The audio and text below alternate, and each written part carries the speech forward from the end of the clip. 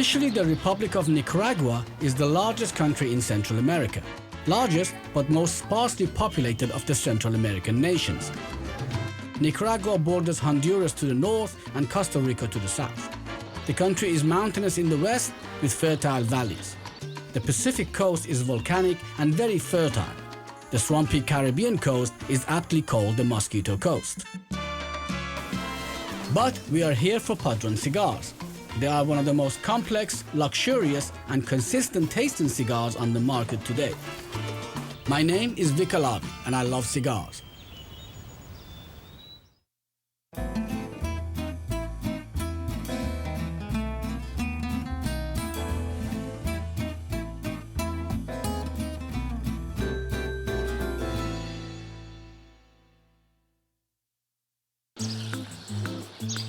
With over 46 years to create a perfect cigar and more than 100 years to create a perfect legacy, Padron Cigars have decided to grow their tobacco here. With flavors out of Cuban heritage, out of which the name Padron was born. 10 years ago, they lagged far behind Honduras and market leader Dominican Republic.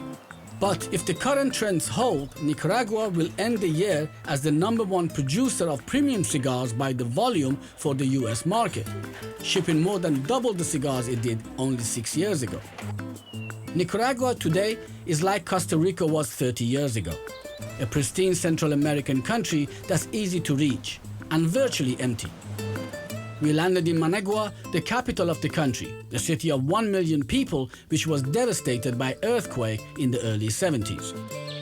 We met our contact in Managua and were driven to Esteli, which is in the highlands to the north of the country, and that's where the Padron Cigars have their farm and factory. Padron Cigars have been around for a long time and have a great following all across the globe. I met with Jose Orlando Padron, the man behind the name, and asked him about the Padron cigar story. I arrived in Miami in 1962. When I arrived, I could not find a cigar that would fulfill my expectations. So I thought to myself, I need to fix this problem. I've been smoking all my life and now I can't find a cigar that will satisfy me. So what did you do to resolve that issue? I decided to start a factory, but not one to mass produce cigars, but one that makes quality cigars.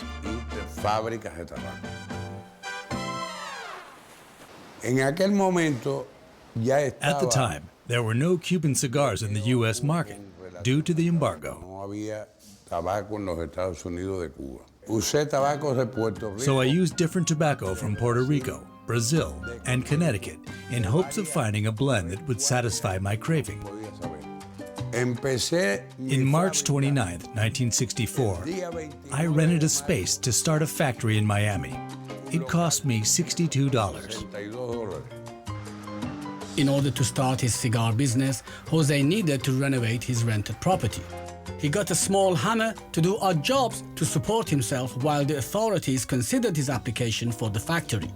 He used that little hammer as his logo to remind him of his early years. On August 20th, I received my manufacturing permit, and on September 8th, I released my first cigars. Before the first cigar was made, there was a man who kept asking me when I was going to open, because he wanted those large cigars, like the ones he smoked in Cuba.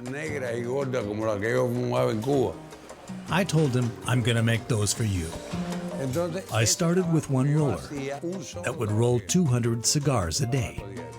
I kept doing this for about 2 or 3 months, but I soon realized that this was not working. The sales were not going as he had hoped and expected. He had to come up with a plan to save his company. One evening, I went to one of those stores that I sold a bundle to and found out that only one cigar had been sold. I bought the bundle back and took them home with me.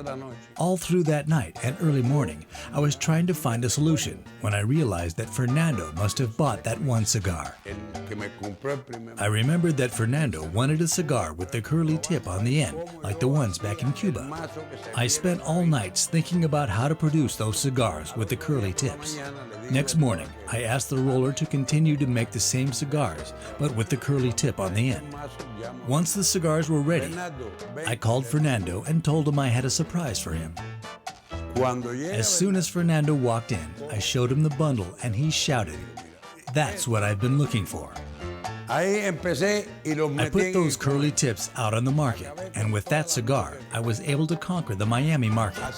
I maintained my business in the Miami market up to 1967 with that one blend. In 1967, a chance visit from an unusual source reminded him of the tobacco that he worked with as a child and was familiar with. A Nicaraguan gentleman called me in Miami and said he would like me to come and see some Nicaraguan tobacco that he was going to take to Europe to sell. As soon as I saw the tobacco, I said, "This is Cuba." I told him, "This is Cuba." I asked him to meet me when he gets back from Europe. When he got back from Europe, I told him what they needed to do in the USA, because there were certain foreign companies that did not want Nicaraguan tobacco to succeed. He went back to Nicaragua and told his partner everything I had mentioned. What I didn't know at the time was that Somoza, the Nicaraguan president, was his partner. On their second meet, he received an invitation from Somoza, who was the Nicaraguan president at the time. On the 18th of May, I arrived at Nicaragua by Somoza's invitation, where there was an airplane waiting to take me to Jalapa in the north. They had more than 1,000 bales of tobacco, all finished, cured. It was good tobacco. I suggested to Somoza, let's do something new. I don't have the funds to purchase that amount of tobacco, but if he could send me 20 bales, I would start a company in Miami and promote the new and improved Nicaraguan tobacco.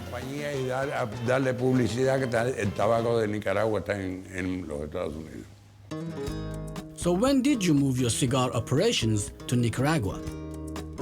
With the help of publicity around the world, the doors opened up. In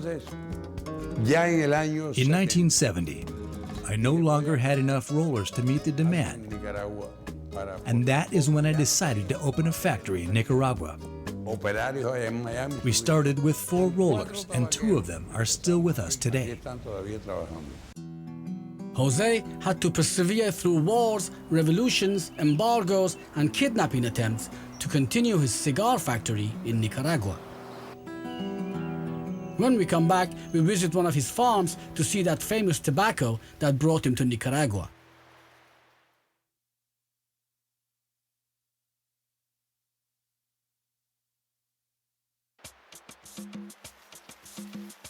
Now that I knew some of the history about Padrones, I wanted to see how this operation worked.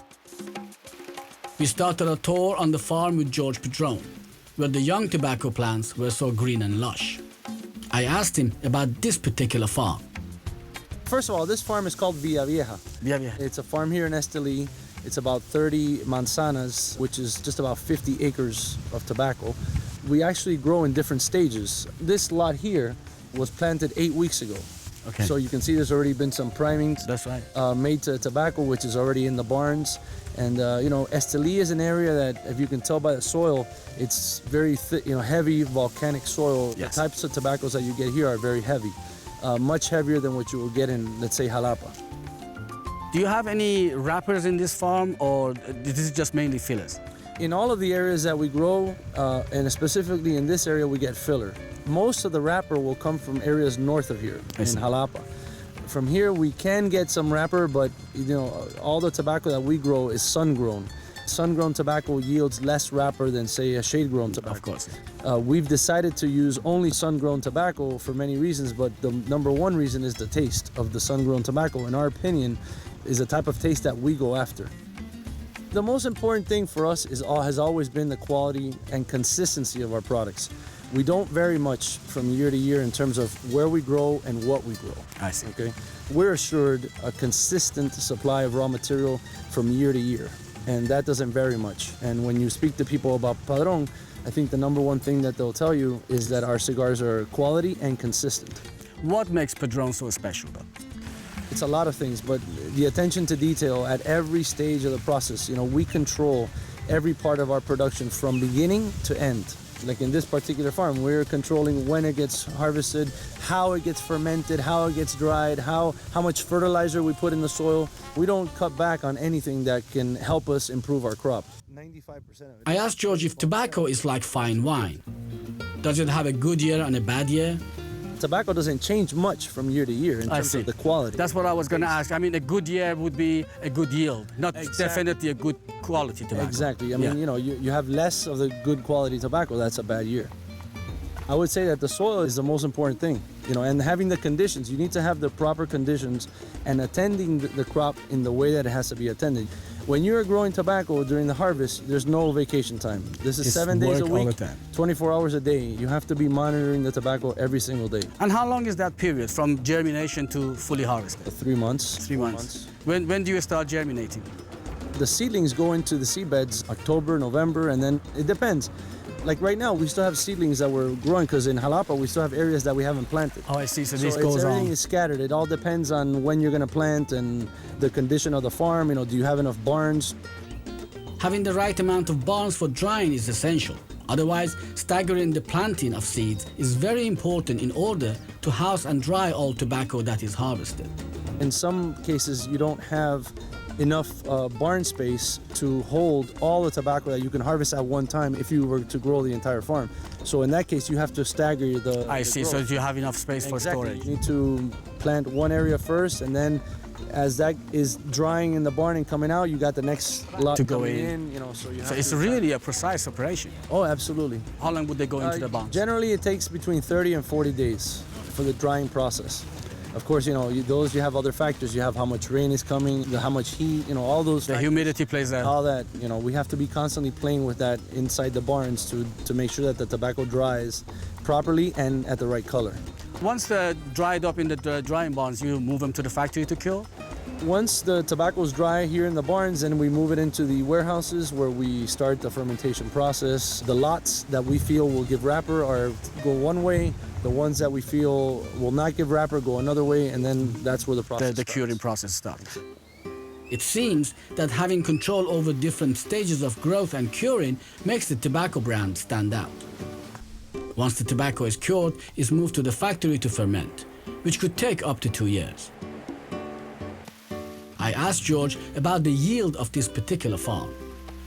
There may be the same types of tobaccos in the different series of cigars that we make. Now, the difference is what priming we use.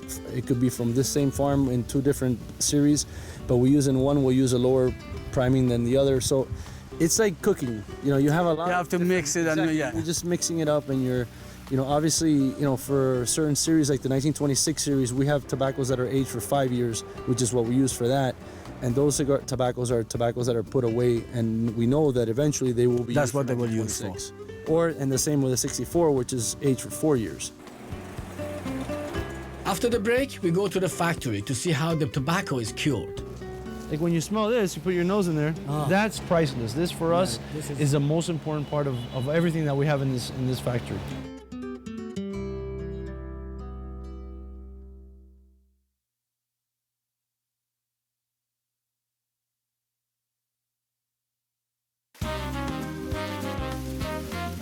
We looked at those beautiful tobacco plants and saw how they were dried in the barns. It was time to move to the factory to follow the trail. The next stage is the process to cure the dried tobacco. And I believe this is the place that sweet taste of Padron tobacco comes to its own. This is the area where we keep all of our wrappers and our binders. This is the most important part of our operation, actually. You know, for us, the fermentation process is the key to making great cigars. You need to have large inventories of tobacco, properly fermented and aged, in order to be able to maintain a consistent blend. What's the difference between the taste of a fermented tobacco to an unfermented tobacco? Well, the first thing you want to try and do is smell it. Okay. So, like when you smell this, you put your nose in there. That's the smell of fermented tobacco. Oh, You that's have to- lovely. One of the things that we do here on a regular basis is that we are checking the tobacco to see how the fermentation is progressing. Okay. Okay, like here, for example, you have a wrapper leaf. Okay. So what we do is that we'll get this leaf and we'll remove half of it and get a wrapper out of it. Okay. Okay. Then we'll proceed to wrap it around our cigar Oh, okay. to see how the taste is. Oh, so you can taste the wrapper on the lid. You cigar. taste the wrapper and you see how the fermentation is progressing in the cigar. And it doesn't leave a bitter taste in your mouth either. It doesn't leave a bitter taste. So if a cigar tastes bitter, it's because the tobacco hasn't been fermented for long enough or properly. That's correct. You cannot rush this part of the process. This is the process where, you know, the good companies invest in time, money, you know, raw materials. You can see how much tobacco we have in this room. This is all tobacco, wrapper tobacco. This is priceless. This for us is the most important part of everything that we have in this factory. Once the tobacco is fermented and baled, they are moved to a storage to be used at a later date. We left the curing room to see how the tobacco was prepared for that day's production. Once the curing or fermentation is done, it's taken to where the fillers are graded, assorted, and selected. In this room here, we do two different types of functions. Right now, we're actually deveining all the tobacco. We also sort tobacco. The sorting usually occurs at the beginning of the crop. When the tobacco comes in, it's sorted. From that point on, it goes into fermentation. Whatever is not used, we know is not going to be used for wrapper, we destine it as for filler. And that's what we devein. And that's actually what's being performed here today. How many people do you have in charge controlling all of this? Well, right now we have one person in charge. We have about 90 employees in here in this area. You know, this is a very important part, and the person that we have is Lidia. Call her over. Lidia. Lidia's in charge of all. These are the Padron chickens here, we call them. Because they're all dressed in yellow. Los pollitos de Padron son estos aquí. She's in charge of making sure that everything here gets done how it's supposed to be done. How long has she been working for you? 40 years. 40 years. So 40 she's one of the years. original employees. One of the original ones. There is happiness and loyalty in this company, which goes to reinforce my view of Padron Cigars. Next, we go to the rolling section. This is where we make all of our cigars. There's basically two different functions that are being performed here. One is over here you have all the rolling of the cigars, where we have 110 people working, and they work in teams of two. So you have 55 teams of two, actually, which are the ones that are producing the cigars. So you mean a roller in the front and a buncher in the back work together as a pair? Absolutely. That's So right. you actually know each cigar that comes out, which two people worked on? Yes. Always the cigars from one roller and buncher always stay together. Basically, she works with another person who is the buncher. She gets the cigars in these molds, which are, you know, plastic molds that come from the person who she works with. She gets the individual bunch, and then she'll put the final wrapper, which is the leaf, the final leaf that goes on the outer, which is what you see on a cigar. When you split the leaf into two sections, you get two wrappers. One left side wrapper, one right side. Do you get left-handed and right-handed rollers here too? No. They have to know how to roll from both sides. They're both the ambidextrous in that case. Absolutely, yes. They have to roll from both sides. Well, that's really hard. I've tried it with right hand and I couldn't. But remember that they work in teams. So between two employees, they make 450 cigars. That's quite amazing. That's very efficient. After seeing the roller put the wrapper on, we went to see the buncher who works with her in a team of two. What he does, he's making the bunch. He is making the actual cigar. The inner of a cigar. The inner part of the cigar. And that inner part of the cigar is made up of many different types of leaves. You have, you know, binder, you know, you have all the different types. That's where the blend comes in. Exactly, and then he puts it all together into the cigar. We proceeded to the section that sorts the wrappers for all the different variety of cigars for the next day. They're responsible for assuring that we have enough wrapper for the production that's planned every day. I see. But basically what they're doing here is that they're sorting by size and by grade of wrapper and by color. Okay. So obviously there's certain groups that are responsible for the wrappers that are going to be used on the Family Reserve. There's another group that does the 26, there's another group that does the 64, and then there's another group that does the Padron series. So they all have a specialized area that they focus on. We proceeded to the packaging room, where the cigars that were made that day get packaged, banded, and sorted for shipping.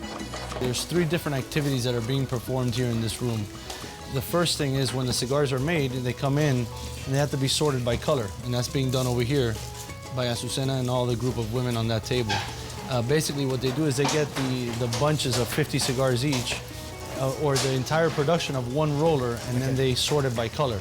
When she sorts it by color, how do you put them in a box?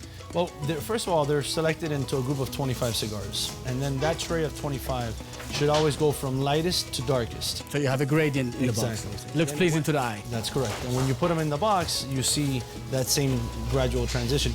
So what other thing happens here? Once you sort that you've got the sorting. Then once it's sorted, then it comes here for banding. And as you can see, this is a tray. This is a tray of cigars that have already been sorted by color. And then this lady will put the bands on them. And these are 1926 series cigars. These cigars carry 2 bands. So this is like the final stage. Once they're packaged, they go to storage from here? Once they're packaged and they go into boxes for shipment to the U.S., we freeze all of the cigars before we export them. The reason why we freeze is not to preserve the cigar, it's just because there's a certain larvae that comes from the tobacco itself, and you need to fumigate against it. Yes. How many containers goes out to here every month? Enough. More than sometimes it feels like it's too many, but fortunately we're not afraid to cut it back if we feel we have to. So what happens after this room? After this room, they're shipped and we smoke them. Excellent. Let's go and smoke one. Okay.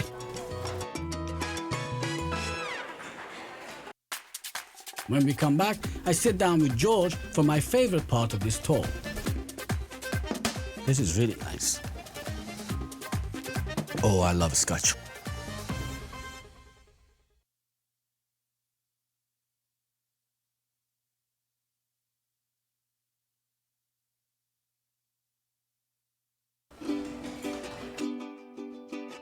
After looking at all those cigars being rolled, I was dying to smoke one. So we found a quiet corner that was filled with that intoxicating tobacco smell to find the best pairing for our cigar of choice. Why don't we go ahead and try out the Dimple first? Let's try Dimple. Dimple is one of the nicest cigars. We'll see how this goes. I think we should try the number 6 natural. I am at your disposal, sir. This is really nice. Oh, I love Scotch. I think it's a great Scotch to go with the number 6. The number 6 is a full-bodied cigar, but it's not too heavy of a taste. What's special about this? Well, the 1926 was a cigar. The tobacco's aged for 5 years, so it's a cigar that's full body but complex and balanced. Okay, now what you got for us next? The next one we're gonna try here is a Macallan. Ah, single malt. Okay, with the Macallan 18, we've got the 1926 number 2, Maduro. This cigar is aged like the number 6 for 5 years, but it has a different wrapper. It's a higher priming, so it's a little bit more full-bodied of a cigar. It's a little bit more mature and more tasty. A little bit heavier.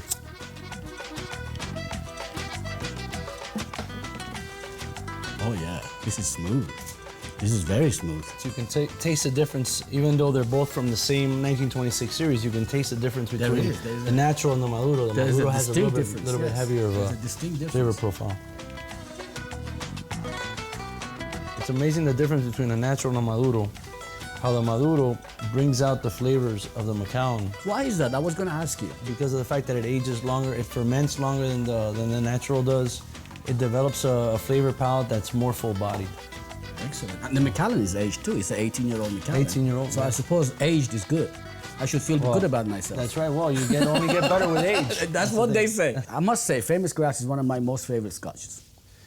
Well, I can't argue with you on that. This is a 30-year-old Famous Grouse. Okay, with this one, we're gonna have the 80th anniversary cigar. It's a figurado, it's a perfecto size.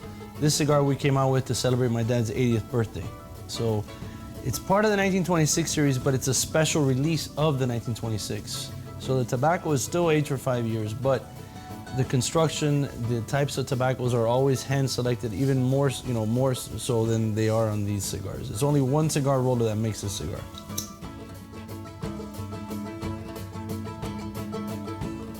And I chose this cigar because while all three of these cigars are all very complex and balanced, this cigar has special flavor profile that those two do not have. I don't know if it's, I feel it's because of the fact that the shape of the cigar, it has very concentrated flavor at the beginning. Yes. Because of the shape, the tightness of the tobacco, it produces flavor profiles that you don't get in 1926.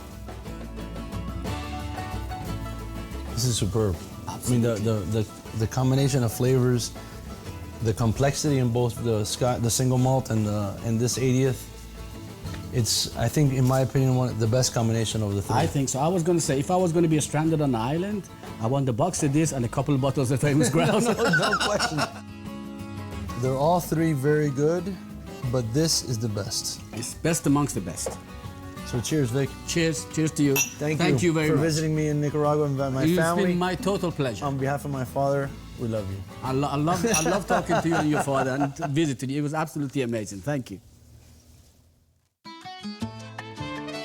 It was hard to peel myself off from tasting and smoking, but I wanted the opportunity to talk to Jose again. So back at the factory, I asked Jose, how does he know what cigar to create to please his clientele? We make cigars for smokers. I'm proud to say the most knowledgeable cigar smokers in the world smoke Padrones. I asked Jose if lifting off the Cuban embargo worries him. Cuba will not affect Padron, not in the US. The market that will be affected is the Europe market. For companies that aren't making cigars similar to Cubans, they will be affected, but it won't affect us. How does your cigar fare against any cigar coming out of Cuba? No Padron smoker in the US will give up Padrones for Cubans.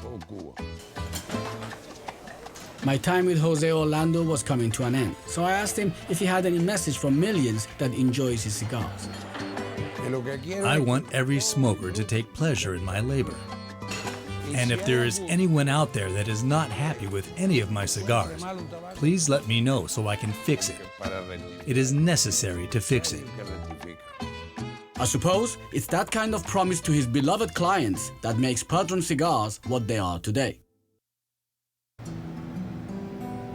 It was time for me to leave this tropical paradise, and reflecting on my time in Nicaragua, I came to the conclusion that cigar is a passion that's shared by people who grow the tobacco, make the cigars, and smoke it. And when Jose Orlando Padron decides on a blend for a cigar, he knows that that cigar will be appreciated by the people who share the same passion for a well-constructed cigar. I have smoked many cigars from different parts of the world, and honestly, the best cigar could be from anywhere, given that it's been constructed and blended well, with patience and passion. The only other criteria is whether you enjoy that smoke or not, and if you do, that's the best cigar for you. But as Jose Orlando Padron says, cigars are for enjoyment and not torture. I'm Vic Alavi, and it's been my pleasure to bring you one of the finest cigar manufacturers in the world today.